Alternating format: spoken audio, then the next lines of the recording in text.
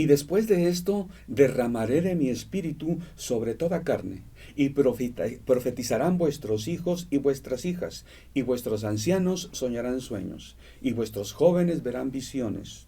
Y también sobre los siervos y sobre las siervas derramaré de mi espíritu en aquellos días. Esto dice Joel 2, 28 y 29. Pero sigamos con el 30.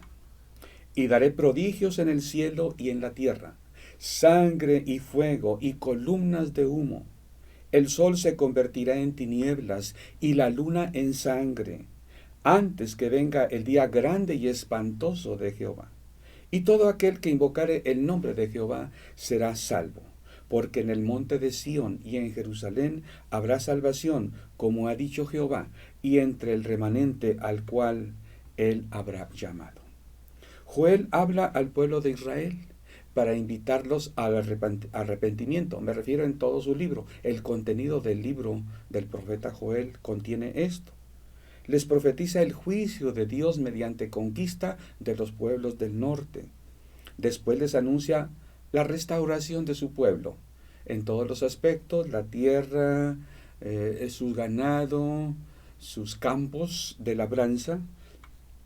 Y después, cronológicamente hablando, les habla de una segunda bendición. Y es cuando les dice: después de esto, derramaré de mi espíritu sobre toda carne. Después que haya vuelto el pueblo a su tierra y que restaure la tierra, los campos, sus ganados. Por su parte, Pedro, haciendo referencia a esta profecía, lo menciona en Hechos capítulo 2. Lucas nos lo dice así en el libro de los Hechos, capítulo 2, versículo 17. Y en los postreros días, dice Dios, derramaré de mi espíritu sobre toda carne.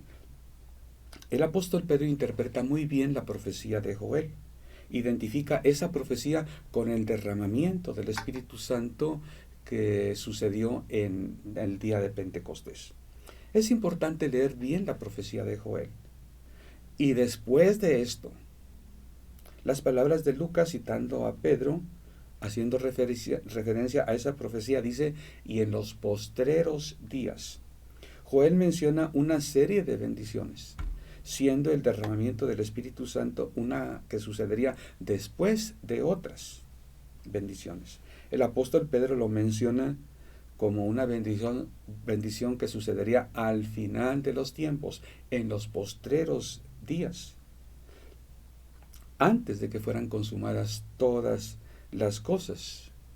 Bueno, el plan de Dios no era simplemente que su pueblo tuviera una tierra que fluía leche y miel, una donde vivieran en prosperidad y paz todos los días de su vida.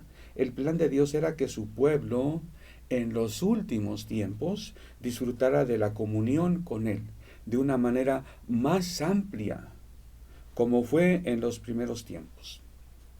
Ahora dice: derramaré de mi espíritu sobre toda carne. El Espíritu de Dios sería derramado sobre toda carne, es decir, sin diferenciar si era hombre o mujer, si era joven o anciano. El ministerio profético sería más amplio. Los hijos de Dios hablarían en su nombre. No sustituirían a Dios, sino que hablarían en su nombre. Dios revelaría su palabra a través de visiones y sueños que tendrían los jóvenes y ancianos. Así como hablaba a los profetas en el Antiguo Testamento, así hablaría a sus hijos, ya hablando en el Nuevo Testamento, para que éstos hablaran su palabra. La palabra de Dios sería abundante. Esto es doblemente significativo, porque el pueblo de Israel tendría 400 años sin un profeta, desde Malaquías hasta los tiempos de Jesús. De manera que después de esta carencia, en los postreros tiempos habría un derramamiento del Espíritu Santo sobre toda carne. Esta expresión no quiere decir indiscriminadamente, sin excepción, todas las personas, sino simplemente más ampliamente. No es de que haya un profeta aquí y otro allá, o un profeta ahorita y después de 50 o 100 años otro, sino que sería amplia y abundantemente. Si Joel habló con las palabras del versículo 28, y después de esto, y Pedro usa la expresión en el versículo 17 de Hechos 2, y en los postreros días, creo que nuestra vida transcurre en este periodo de tiempo, los postreros días, los últimos días, después de estas cosas. La profecía de Joel ubica después el día grande y terrible del Señor, en la consumación de todas las cosas. De manera que nosotros estamos en ese tiempo, después de Pentecostés, los postreros días y antes que venga el día grande y terrible del Señor. Estamos en ese tiempo. Decíamos hace un momento que el Espíritu vendría sobre toda carne. Decíamos, no es sin excepción, sino en las personas que Dios quiere usarlas. Tal vez en las personas que Dios quiere que las use. Bueno, Marcos dice, estas señales seguirán a los que creen en mi nombre. Jesús dijo, ¿no te he dicho que si creyeres verás la gloria de Dios? Por otro lado, Pablo dice a los Corintios, capítulo 12, en su primera carta, a este es dada por el Espíritu palabra de sabiduría, a otro palabra de ciencia según el mismo Espíritu, a otro fe por el mismo Espíritu, y a otro dones de sanidades por el mismo Espíritu, a otro el hacer milagros, a otro profecía, a otro discernimiento de espíritus, a otro diversos géneros de lenguas, y a otro interpretación de lenguas.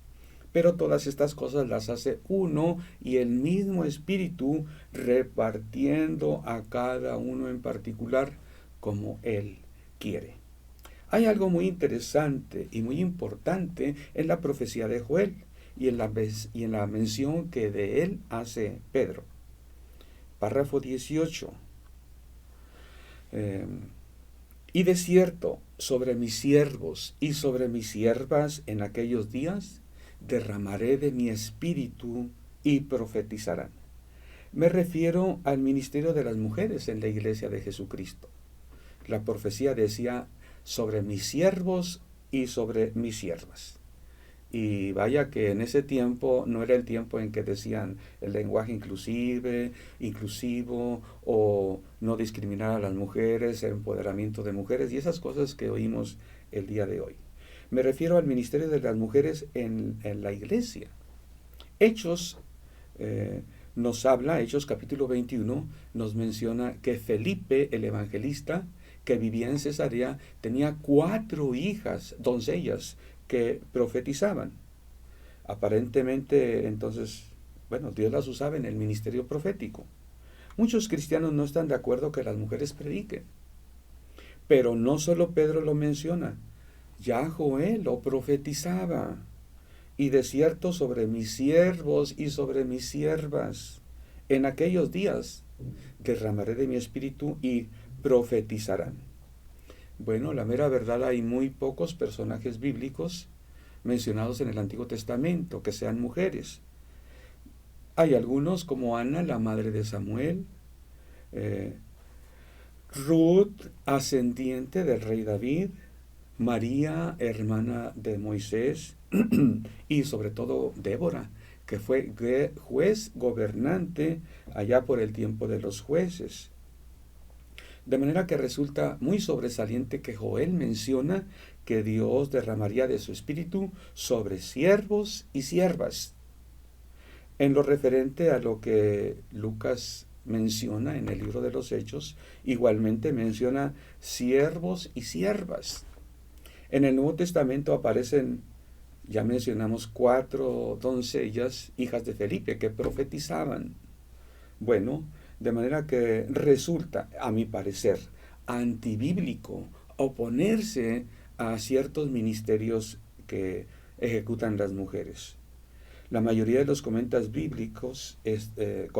bíblicos están de acuerdo en que la limitación de Pablo a que no quiero que las mujeres enseñen es algo muy particular en el caso de la iglesia de Corinto.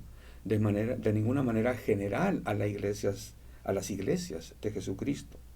El Señor Jesucristo en su ministerio terrenal se apoyó mucho en mujeres. Igualmente Pablo menciona muchas mujeres colaboradoras de él. Conocemos el nombre solamente de un diácono en el Nuevo Testamento, y es mujer.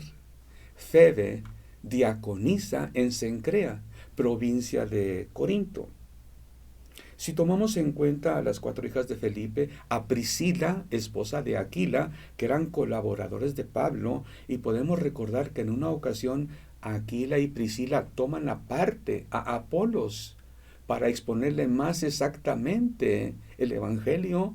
Bueno, la Biblia no dice solamente que Aquila, el varón, Aquila y Priscila tomaron a Apolos y ambos le enseñaron más ampliamente lo referente al Evangelio de Jesucristo. Ahí está una mujer ayudando a un varón a ubicarse en el entendimiento del Evangelio de Jesucristo. Bueno, el día de hoy en que el valor de la mujer ha estado siendo más reconocida en las sociedades, en todos los lugares del mundo, lo menos que podemos hacer es reconocer la profecía de Joel, que menciona siervos y siervas.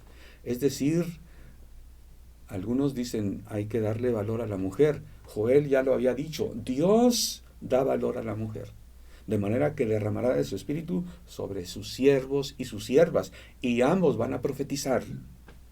Bueno, en los postreros días, dice Lucas, derramaré de mi espíritu sobre toda carne, sobre siervos y sobre siervas, y profetizarán. Dios da importancia a cosas que nosotros no ponemos mucha atención. Escuchamos el día de hoy que el orden de las cosas como las hemos visto por generaciones cambiarán en los últimos tiempos. Hemos oído incluso del fin de este mundo. Lo cierto es que la palabra de Dios habla de que después de ciertas cosas, Dios derramaría de su espíritu, y después vendría el día grande y terrible del Señor. No esperemos que venga ese día grande y terrible antes de dar importancia al derramamiento del Espíritu Santo de Dios que Dios hace sobre sus siervos y sobre sus siervas, siervas de Jesucristo.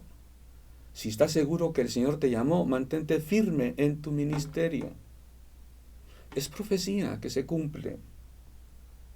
Dice, leí solamente el versículo 17 de Hechos.